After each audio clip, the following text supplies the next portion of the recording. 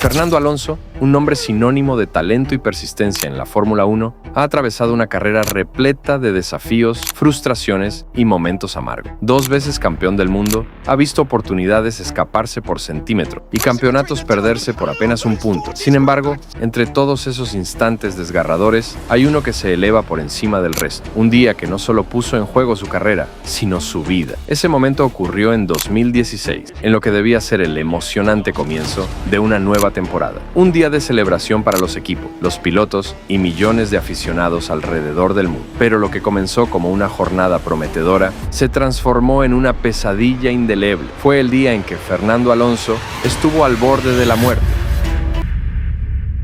El Gran Premio de Australia, como es tradición, marcaba la apertura del calendario. Melbourne, con su circuito semiurbano en Albert Park, siempre ha sido una sede vibrante y llena de energía. Desde el jueves, el ambiente en el paddock era eléctrico, equipos ajustando sus monoplazas, pilotos regresando a la acción y los medios de comunicación captando cada movimiento. Era el regreso a clases para la élite del automovilismo. Alonso, por su parte, iniciaba su segundo año en su regreso a McLaren. El equipo de Woking, que había dominado años anteriores pero sufría en la era híbrida, estaba decidido a cambiar el rumbo. El español participó en las ruedas de prensa y en todas las sesiones de práctica como es habitual, tranquilo, profesional, centrado, y aunque McLaren había mostrado algunas señales de mejoría, el rendimiento general seguía lejos de los líderes. En cada sesión, Alonso terminaba al menos un segundo por detrás de los tiempos punteros. Durante ese año, McLaren había renovado su asociación con Honda, un vínculo histórico que en décadas pasadas los llevó a la gloria y que ahora, bajo las nuevas reglas de motores turbo híbridos, esperaban revivir. La apuesta era grande. Ron Dennis, el cerebro detrás del acuerdo, confiaba en que un equipo debe construir o desarrollar su propia unidad de potencia. A Formula One team must either build their own engines or be part of a works deal to win world championships.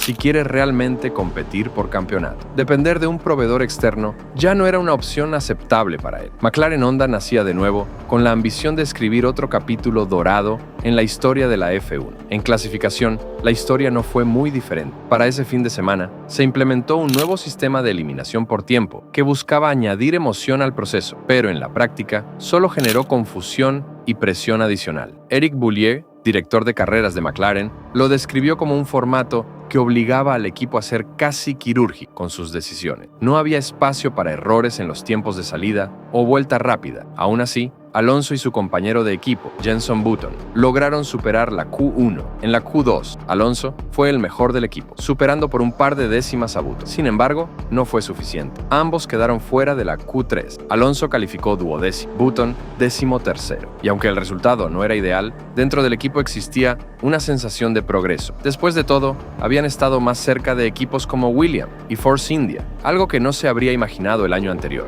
Pero lo que vendría el domingo no tendría nada que ver con el rendimiento, la estrategia o los tiempos. Sería una lección brutal.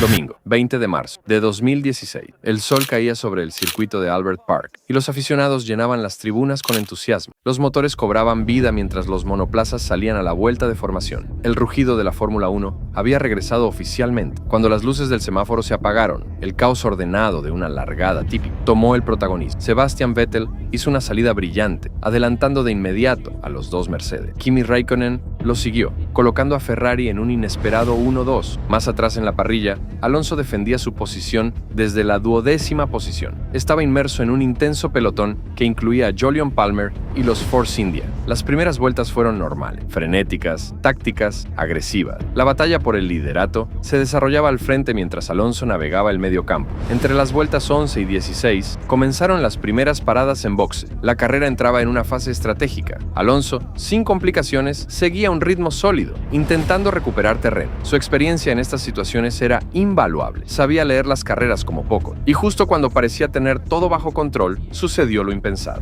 Vuelta 17. Fernando Alonso estaba acercándose a Esteban Gutiérrez, quien pilotaba para el equipo Haas. En la recta antes de la curva 3, Alonso aprovechó el rebufo del mexicano. Ambos estaban en plena aceleración, superando los 300 km por hora. Era una maniobra estándar, algo que Alonso había ejecutado cientos de veces en su carrera, pero esa vez algo falló. Gutierrez is slowing down. Accordingly, He's looking to the right, switches sides. Here is braked much earlier than he expected or lifted off. Cuando Alonso se tiró al interior para adelantar, Gutiérrez comenzó a frenar para tomar la curva. Alonso también frenó, pero en ese instante su rueda delantera derecha tocó la trasera izquierda del coche de Gutiérrez. Fue un contacto mínimo, casi imperceptible a simple vista, pero a esa velocidad las consecuencias fueron catastróficas. En un abrir y cerrar de ojos, el McLaren de Alonso fue catapultado hacia el aire. Voló descontroladamente como un proyectil, girando violentamente mientras avanzaba hacia la escapatoria de grava. El coche impactó contra un muro, rebotó y volvió a volar en el aire antes de aterrizar de lado. Se deslizó varios metros, dio una vuelta de campana y finalmente